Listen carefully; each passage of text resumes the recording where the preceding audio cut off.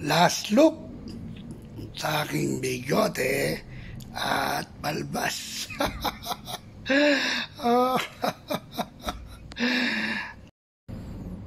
Ayan na. Bigote at balbas. Ayan. Ayan. Ayos. Naging dalawa baba ako. Meron yata akong tutsang dito. Wala.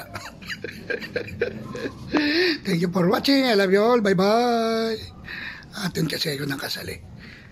Harapin ko si Manny Pacquiao. Oh, yan na yung aking bigote at balbas. Ang tagal kong inipon yan. Okay.